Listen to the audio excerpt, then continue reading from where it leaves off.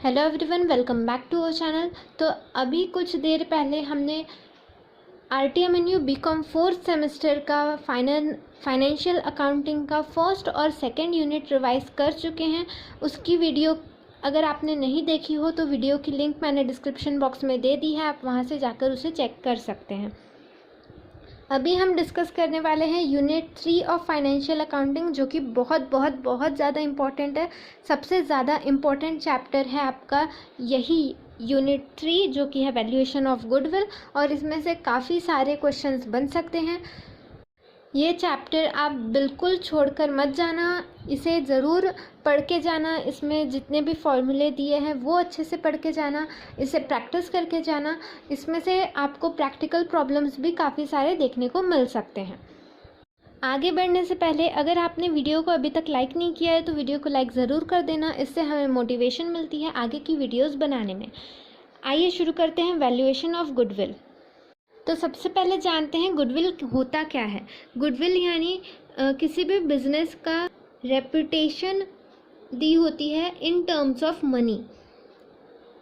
भले ही गुडविल दिखता नहीं है बट ये एक एसेट मानी जाती है और इसे आप सोल्ड या परचेज भी कर सकते हो एंटायर बिजनेस के साथ। गुडविल की वैल्यू जो होती है वो हमेशा बदलती रहती है और इसीलिए ये एक वैल्यू निकाल के नहीं रख सकते हो आपको हमेशा इसकी वैल्यूएशन करते रहनी पड़ती है। अब जानते हैं कि आपको गुडविल की वैल्यूएशन करने की ज़रूरत क्या पड़ती है, क्यों आपको वैल्यूएशन करना पड़ता है गुडविल का। कई ऐसे सर्कमस्टेंसेस आते हैं, कई ऐसे सिचुएशन आते हैं जहां आपको गुडविल का वैल्यूएशन करना पड़ता है। जैसे कि सोल ट्रेडिंग कंसर्न में आपको गुडविल की वैल्यूएशन तब करनी पड़ती है जब आपको बिजनेस को सेल करना हो, या फिर आपको अगर कोई और पर्सन को एज अ पार्टनर रखना हो तब आपको गुडविल वैल्यूएशन की ज़रूरत पड़ सकती है। या फिर अगर आपको सोल ट्रेडिंग कंसर्न को कंपनी में कन्वर्ट करना है तो आपको सोल ट्रेडिंग कंसर्न में वैल्यूएशन ऑफ गुडविल की ज़रूरत पड़ सकती है। उसके बाद अगर आपकी पार्टनरशिप है, पार्टनरशिप में आपको वैल्यूएशन ऑफ गुडविल की ज़रूरत पड़ सकती है जब अगर आपको एडमिशन करना है, किसी पार्टनर का एडमिशन करना है, या किसी पार्टनर को रिटायर करना है, या फिर अगर किसी पार्टनर की डेथ हो गई है, या फिर एमलगमेशन के टाइम, या फिर अगर आपको पार्टनरशिप को कंपनी में कन्वर्ट करना है, या फिर आपका अगर पार्टनर्स के बीच प्रॉफिट शेयरिंग रेशियो चेंज करना है, तो इन सारे केसेस में आपको पार्टनरशिप में गुडविल वैल्यूएशन की ज़रूरत पड़ती है। साथ ही अगर आप बात करें कंपनी में गुडविल वैल्यूएशन की ज़रूरत क्यों पड़ती है। At the time of amalgamation, अगर अमलगमेशन हो रहा है दो या दो से ज़्यादा कंपनीज़ के बीच, या फिर एब्जॉर्प्शन ऑफ कंपनी है, या रिकंस्ट्रक्शन एंड होल्डिंग कंपनी है, तो इन केसेस में आपको वैल्यूएशन ऑफ गुडविल काफ़ी इम्पॉर्टेंट होता है। और टैक्सेशन पर्पस जैसे कि वेल्थ टैक्स वगैरह के लिए भी वैल्यूएशन ऑफ गुडविल काफ़ी इम्पॉर्टेंट होता है। अब जानते हैं कि गुडविल कैलकुलेट कैसे करते हैं, वैल्यू ऑफ गुडविल कैसे कैलकुलेट करते हैं। तो हमारे पास 3 तरीके हैं हमारे सिलेबस में गुडविल कैलकुलेट करने के। सबसे पहला तरीका है एवरेज प्रॉफिट मेथड, फिर सेकंड है सुपर प्रॉफिट मेथड, और थर्ड है capitalisation method. Average profit method में आपको 2 तरीके के मेथड दिए गए हैं। फर्स्ट है सिंपल एवरेज मेथड और दूसरा है weighted average method. Simple average method सबसे इजी तरीका है गुडविल कैलकुलेट करने का। इसमें सिर्फ आपको एक फॉर्मूला यूज़ करना पड़ता है जो कि है average profit into number of years purchase. Average profit निकालने के लिए आपको सारे जितने भी प्रॉफिट दिए हैं उसे प्लस करना है और उसमें से लॉस माइनस करना है, divided by number of years. जितने नंबर आपको दिए हैं वो नंबर ऑफ़ ईयर्स से डिवाइड कर देना है और उसके बाद आपका एवरेज प्रॉफिट कैलकुलेट हो जाता है। इसको आपको नंबर ऑफ़ ईयर्स परचेज से मल्टीप्लाई कर देना है। नंबर ऑफ़ ईयर्स परचेज आपको क्वेश्चन में ही दिया होता है। तो ये सबसे ज़्यादा ईजीएस्ट मेथड है गुडविल कैलकुलेट करने का।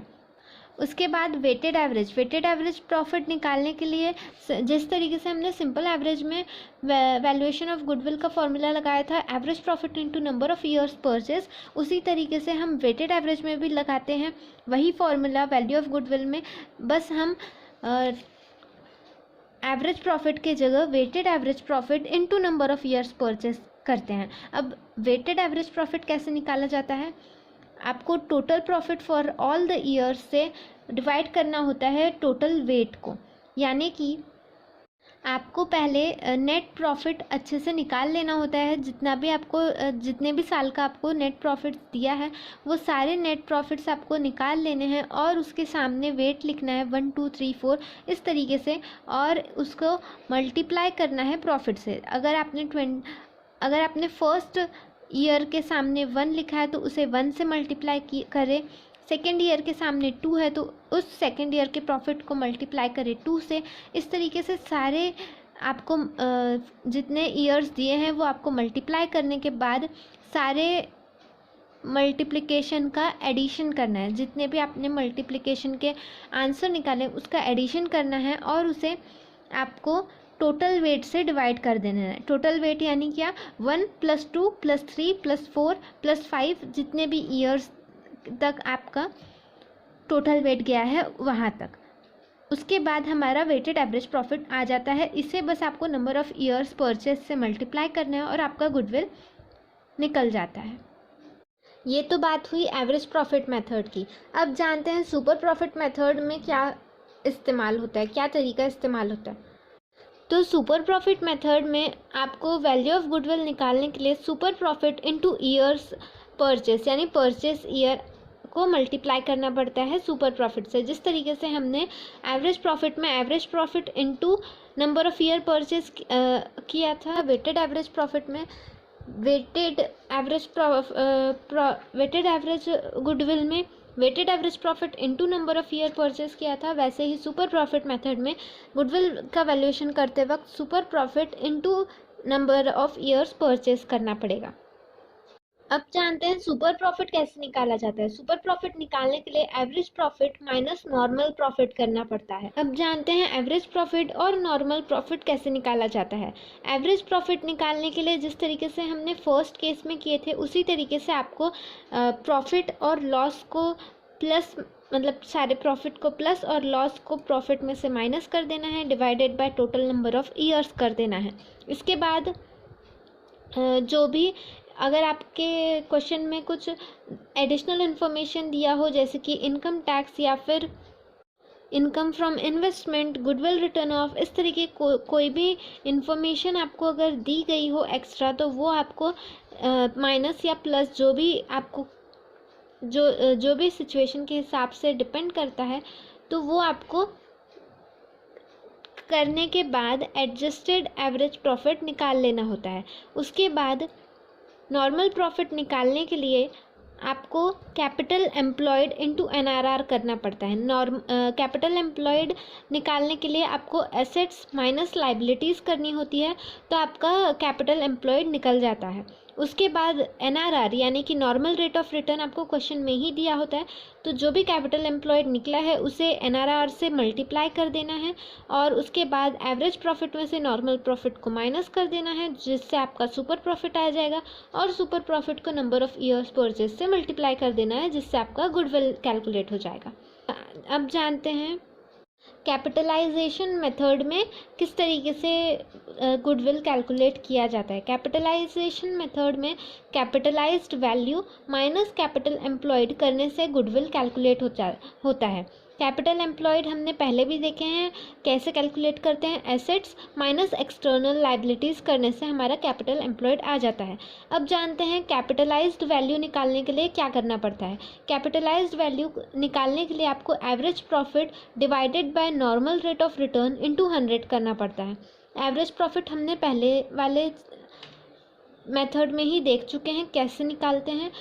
नॉर्मल रेट ऑफ रिटर्न आपको क्वेश्चन में ही दिया रहता है और इनटू 100 करना पड़ता है, तो ये काफ़ी इजी है। बस इसी तरीके से आपको क्वेश्चन सॉल्व करना पड़ता है। अगर आपको फर्स्ट मेथड समझा है एवरेज प्रॉफिट किस तरीके से निकालते हैं तो ये क्वेश्चन आपके लिए काफ़ी इजी है।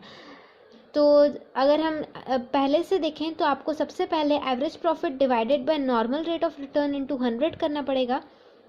उसके बाद कैपिटल एम्प्लॉयड निकालना पड़ेगा और उसके बाद जो हमने कैपिटलाइज्ड वैल्यू निकाल रखे हैं उसमें से कैपिटल एम्प्लॉयड माइनस करना पड़ेगा। इस तरीके से आपकी गुडविल कैलकुलेट हो जाएगी। ज़्यादातर चांसेस है कि आपको डायरेक्ट वैल्यूज़ दी रही दी रहेगी, बस आपको फॉर्मूले में पुट करके आंसर कैलकुलेट करना पड़ेगा। बट अगर आपको डीप में पूछा भी जाता है तो हमने अभी देख लिए हैं किस तरीके से हमें कैलकुलेट करना है, तो हमें ज़्यादा डिफ़िकल्ट नहीं जाएगा। इस लेसन की अच्छे से प्रैक्टिस करके जाना, क्योंकि इस लेसन पे से काफ़ी सारे क्वेश्चंस आपको देखने मिल सकते हैं और ये काफ़ी अच्छा लेसन है जिस पे काफ़ी एमसीक्यूज़ बनने के चांसेस हैं, इसलिए इसे बिल्कुल भी स्किप ना करें और अपने दोस्तों के साथ भी ये वीडियो ज़रूर शेयर करें। आगे की यूनिट की वीडियो भी जल्द ही मैं अपलोड करने वाली हूँ, उसके लिए हमारे चैनल पे बने रहें। अगर आपको कोई क्वेश्चन है जो आपको सॉल्व करना नहीं जम रहा हो और आप चाहते हो कि मैं उसे सॉल्व करके आपको समझाऊं, तो आप मुझे इंस्टाग्राम पे उस क्वेश्चन का फ़ोटो भेज सकते हो ताकि मैं आपको उसे सॉल्व करके समझा सकूं। इंस्टाग्राम की आईडी मैंने डिस्क्रिप्शन बॉक्स में दे दी है, वहाँ से आप मुझे मैसेज कर सकते हैं।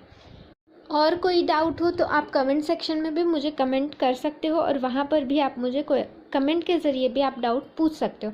अगर आपके डाउट्स ज़्यादा आते हैं तो हम डाउट सेशन कंडक्ट करेंगे जिसमें आप सबके डाउट्स हम एक एक करके सॉल्व करेंगे। और अगर डाउट सेशन के लिए ज़्यादा क्वेश्चंस नहीं आते हैं तो मैं आपको डायरेक्टली ही रिप्लाई कर दूँगी। और नेक्स्ट वीडियो के लिए बने रहें हमारे साथ। Thank you so much.